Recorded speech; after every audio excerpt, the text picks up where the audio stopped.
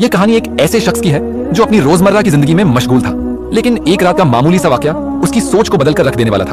अली एक 25 साल का नौजवान जो टैक्सी चलाकर अपनी अम्मा के साथ जिंदगी बसर कर रहा था। उसका गुजारा अच्छा चल रहा था और अब वह अपनी खुद की गाड़ी लेने की तैयारी में था। उस दिन सुबह से उसने कुछ नहीं खाया था और भूख अब शदीद हो चुकी थी। आखिरकार उसने सोचा कि पहले कुछ खा लिया जाए, फिर बाकी काम किया जाएगा। मोबाइल ऐप बंद किया और खाने की तलाश में सड़क के किनारे किसी स्टॉल की ओर बढ़ा। वह पहली बार उस इलाके में आया था, इसलिए रास्ते से ज्यादा वाकिफ नहीं था। जैसे ही एक मोड़ पर मुड़ा, उसे अंदाजा नहीं था कि यह रास्ता कहां ले जाएगा। सड़क पर अंधेरा गहरा था और चारों ओर एक अजीब सा सन्नाटा पसरा हुआ था। लेकिन कुछ ही आगे जाने पर उसे सड़क के किनारे एक छोटा सा ढाबा नजर आया। ढाबे के बाहर अच्छी खासी भीड़ थी और खाने की खुशबू से माहौल महक रहा था। अली ने गाड़ी लॉक की और वहां जाकर बैठ गया। अभी उसने ठीक से मेन्यू देखने का सोचा ही था कि एक लड़की उसके पास आई। काले रंग का दुपट्टा ओढ़े हुए उसने अपना चेहरा पूरी तरह से ढका हुआ था। उसकी चाल में एक अजीब सा ठहराव था, जैसे वह किसी भी गैर जरूरी बात से बचना चाहती हो। लड़की ने खाने के बारे में पूछा तो अली ने बिरयानी ऑर्डर कर दी। जब वह बिरयानी लेकर आई तो उसकी खुशबू इतनी लाजवाब थी कि अली खुद को रोक नहीं पाया और बेसाख्ता खाने में मशगूल हो गया। लेकिन असली हैरानी तब हुई जब अली ने पैसे पूछे। लड़की ने कहा कि जो भी पहली बार उनके ढाबे पर आता है उसे पैसे नहीं लिए जाते। यह सुनकर अली चौंक गया। वह लड़की कौन थी? अकेले ढाबा चला रही थी या फिर यह किसी और का था? यह सोचते हुए उसने लड़की से पूछा कि क्या यह ढाबा उसका है। जवाब में लड़की ने सिर्फ सिर हिलाकर हाँ कहा। अली इस पूरी बात से बेहद मुतासिर हुआ। उसने कभी नहीं सोचा था कि सड़क के किनारे कोई लड़की इस तरह ढाबा चला सकती है, वो भी इतनी खुददारी और हिम्मत के साथ। वह उसकी यह बात भी नहीं भूला कि अगली बार आने पर ही वह अपना नाम बताएगी। घर लौटते वक्त अली को एहसास हुआ कि उसे बिरयानी पैक करवा लेनी चाहिए थी ताकि उसकी अम्मा भी खा सकती, लेकिन अब वह काफी दूर निकल आया था। वापस जाना मुमकिन नहीं था। घर पहुंचने पर अम्मा ने पूछा कि उसने खाना खाया या नहीं। जब अली ने उन्हें बताया कि उसने ढाबे पर खा लिया तो उन्होंने तसल्ली से कहा कि अच्छा हुआ, क्योंकि वह खुद बीमार थी और नाश्ता नहीं बना पाई थी। अली ने जब अम्मा को उस लड़की के बारे में बताया तो उन्होंने भी हैरानी जताई कि पहली बार किसी लड़की को सड़क के किनारे अकेले ढाबा चलाते सुना है। अली को अब यह यकीन हो गया था कि वह लड़की कोई मामूली शख्सियत नहीं थी। उसके हाथों में जादू था या फिर शायद कोई और ही राज छुपा था। अब अली ने ठान लिया था कि वह दोबारा उस ढाबे पर जाएगा और इस बार वह सिर्फ खाने के लिए नहीं जाएगा, बल्कि यह जानने के लिए भी कि वह लड़की आखिर कौन थी। अगले ही दिन उसने अपनी इस ख्वाहिश के आगे बेबस होकर दोबारा उसी ढाबे का रुख किया। इस बार वह बिना भटके सीधे उसी लड़की के पास पहुंचा। लड़की ने उसे देखते ही हल्की मुस्कान दी, क्योंकि उसकी आंखों में हल्की चमक आ गई थी। आज भी उसने काले रंग का ही दुपट्टा लिया हुआ था और आज भी उसका चेहरा नकाब में ढका हुआ था। नौजवान ने हंसते हुए कहा, तुम्हारी बिरयानी ने रात भर मेरी जुबान पर अपना जायका बरकरार रखा, इसलिए आज दोबारा खाने आया हूँ। फटाफट गरम गरम प्लेट लेकर आओ। लड़की ने सिर हिलाया और कुछ ही देर में भाप उड़ाती हुई बिरयानी के साथ रायता भी लेकर आ गई। यह देखकर नौजवान ने मजाकिया अंदाज में कहा, अरे आज तो रायता भी है, इसके अलग से पैसे लोगी? लड़की खिलखिलाकर हंस पड़ी और बोली, नहीं, जो कस्टमर दूसरी बार आता है उसे हम फ्री में रायता देते हैं। उसकी बात सुनकर नौजवान हैरान रह गया। उसे महसूस हुआ कि यह लड़की कारोबार के मामले में बेहद समझदार थी। उसने हंसते हुए कहा, अरे तुम तो बिजनेस के मामले में बहुत चालाक हो, मुझे तुम्हारा यह अंदाज बहुत पसंद आया। लड़की ने मुस्कुराते हुए जवाब दिया, बिल्कुल, क्योंकि मैंने बिजनेस की पढ़ाई की हुई है। फिर उसने अपनी कहानी सुना दी, कैसे उसके पिता का इंतकाल हो चुका था, कैसे वह और उसकी छोटी बहन मिलकर इस ढाबे को चला रही थी और कैसे इस मेहनत से उनका घर चलता था। नौजवान को यह सुनकर दुख हुआ। उसने महसूस किया कि यह लड़की एक अच्छी नौकरी की हकदार थी, लेकिन हालात ने उसे इस जगह लाकर खड़ा कर दिया था। मुसीबत का पहला वार उस दिन के बाद नौजवान का वहां दोबारा जाना नहीं हो सका। महीने का आखिरी चल रहा था और उसे घर का किराया, बिल और अपनी गाड़ी की किस्त भरनी थी। वह अपने काम में पूरी तरह मसरूफ हो गया था, लेकिन उसे जरा भी अंदाजा नहीं था कि उसके साथ कोई ऐसी मुसीबत आने वाली है जिससे वह मुंह के बल गिर पड़ेगा। सुबह सवेरे वह अपने काम के लिए निकला और दोपहर के करीब 11 बज चुके थे। चूंकि उसकी माँ सो रही थी, इसलिए वह नाश्ता नहीं कर पाया था। उसे जबरदस्त भूख लगी हुई थी, इसलिए उसने सड़क किनारे नान छोले खाने का फैसला किया। उसने अपनी गाड़ी वहीं खड़ी कर दी और भूलवश चाबी अंदर ही छोड़ दी। नाश्ता करते करते वह इस कदर मग्न हो गया कि उसे अंदाजा ही नहीं हुआ कि कब एक चोर उसकी गाड़ी लेकर 9-2-11 हो गया। जब उसने पैसे देकर वापस गाड़ी की तरफ रुख किया तो उसके पैरों तले जमीन खिसक गई। उसकी गाड़ी वहां से गायब थी। एक पल के लिए तो उसे लगा कि शायद वह गलत जगह देख रहा है। उसने इधर उधर नजर दौड़ाई, राहगीरों से पूछा, लेकिन किसी को कुछ नहीं पता था। उसका जिस्म पसीने पसीने हो गया था। यह गाड़ी ही उसका एकमात्र सहारा थी और अब वही नहीं थी। हैरानी, गुस्से और अफसोस के मिले जुले जज्बात के साथ वह सड़क के किनारे बैठ गया। समझ नहीं आ रहा था कि आगे क्या करे, लेकिन फिर उसे पुलिस स्टेशन का ख्याल आया। उम्मीद की एक हल्की किरण जागी कि शायद पुलिस उसकी गाड़ी ढूंढ सके।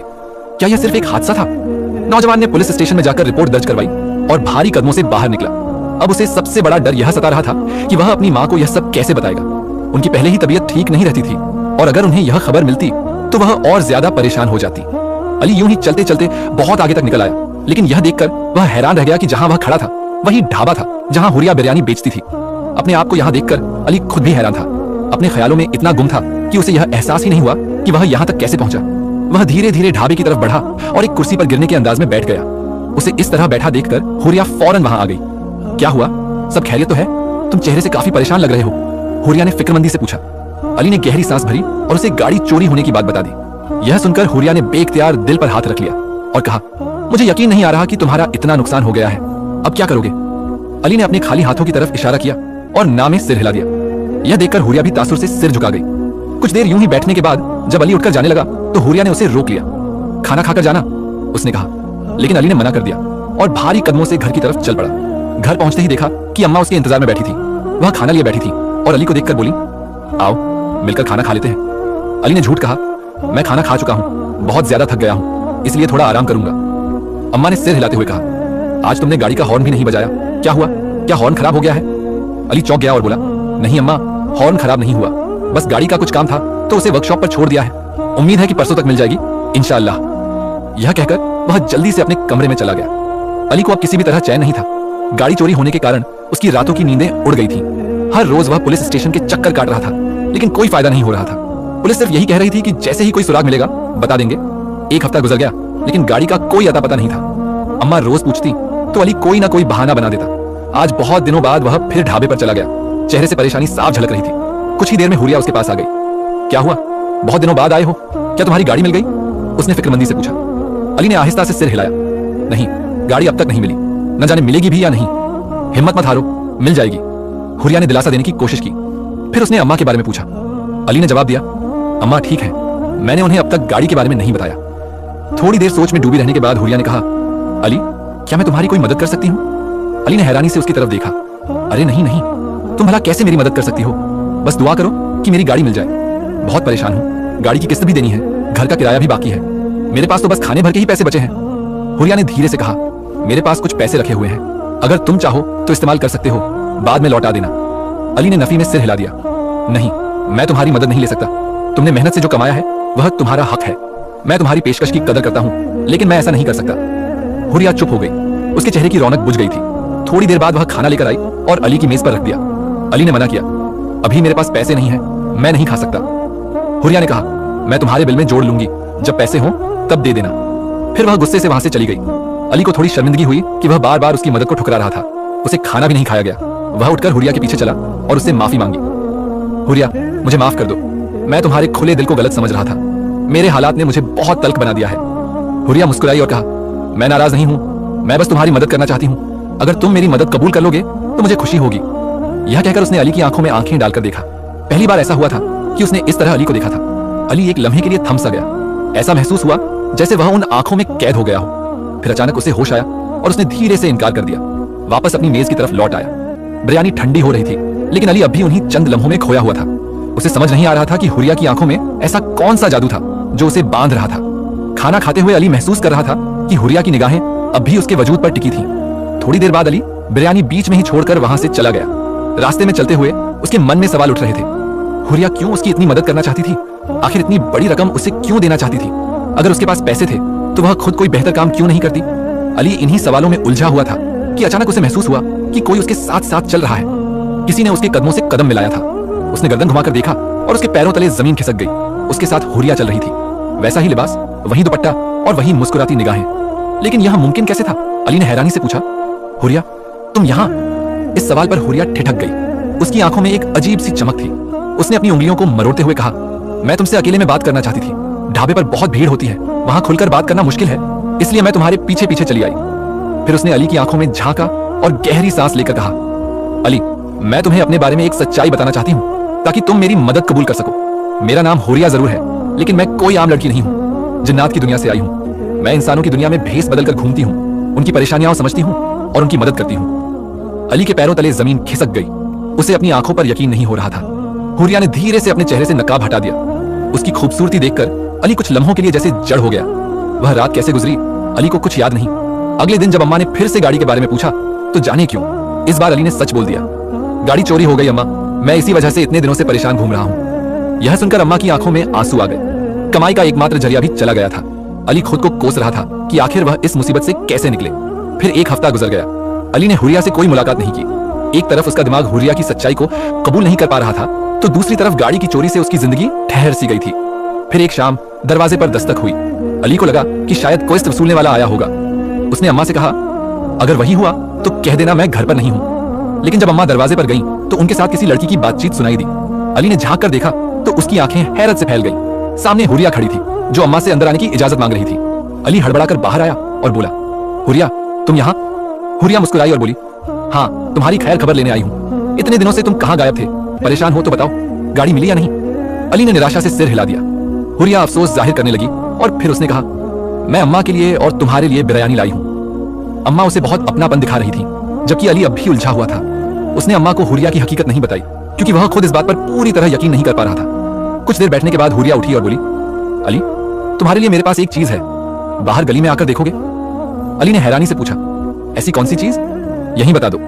लेकिन हुरिया मुस्कुराई और बोली, नहीं पहले बाहर आओ। अली और अम्मा उसके साथ बाहर आए।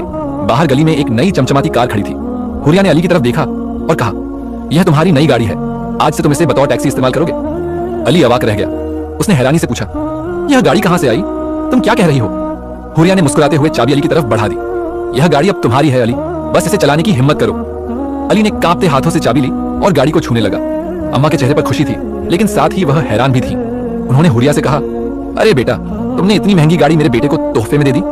हुरिया खिलखिलाकर हंस पड़ी और बोली, अम्मा आप परेशान ना हो, यह मेरा और अदी का मामला है, हम आपस में देख लेंगे। अम्मा ने हल्की मुस्कान के साथ सिर हिलाया, जैसे वह सब कुछ समझ रही हो। लेकिन अदी के चेहरे पर संकोच था। उसने गाड़ी को देखा, फिर हुरिया की ओर मुड़ते हुए कहा, मैं यह गाड़ी नहीं ले सकता, यह बहुत कीमती है। मैं जानता हूं कि तुम्हारे लिए इसकी कीमत मायने नहीं रखती, लेकिन मेरे लिए रखती है। इसे लेने से मेरी खुददारी पर चोट पहुंचेगी। अदी ने गाड़ी की चाबी हुरिया की ओर बढ़ाई, लेकिन हुरिया मुस्कुरा दी। मुझे पता था कि तुम यही कहोगे, इसलिए मैंने पहले ही सोच लिया था कि तुमसे इस गाड़ी की किस्तें लूंगी। अभी 2 महीने तक इसे इस्तेमाल करो। जब तुम्हारी पुरानी गाड़ी की किस्तें पूरी हो जाएंगी, तब तुम हर महीने एक खास रकम मुझे ट्रांसफर कर देना। हुरिया ने सहजता से कहा। अदी की आंखों में हैरानी थी। उसे विश्वास नहीं हो रहा था कि किस्मत इतनी मेहरबान हो सकती है। एक अनजानी लड़की जिससे वह एक ढाबे पर मिला था, उससे यूं दोस्ती हो जाना और फिर उसकी इतनी मदद मिलना, यह सब किसी सपने जैसा लग रहा था। उसकी आंखों में अनायास ही आंसू आ गए। हुरिया तुम्हारा बहुत शुक्रिया, तुमने इस मुश्किल घड़ी में मेरी जो मदद की है, शायद कोई अपना भी ऐसा न करता। अदी ने कृतज्ञता से कहा। हुरिया ने उसकी ओर देखकर एक हल्की मुस्कान दी, लेकिन उसकी आंखों में भी एक अनजानी नमी थी। उसने कुछ रकम अदी की ओर बढ़ाते हुए कहा, यह सिर्फ एक कर्ज है, इसे इस्तेमाल कर लो ताकि तुम्हें किस्तों के लिए कोई तंग न करे। दिल लगाकर अपना काम करो। यह कहकर हुरिया चली गई। अदी उसकी ओर देखता रह गया। उसने गाड़ी की ओर देखा, यह बिल्कुल नई थी, जैसे अभी शोरूम से निकली हो। उसकी चमक इस बात की गवाही दे रही थी कि यह बहुत कीमती है। उस रात अदी को खुशी के मारे नींद नहीं आई।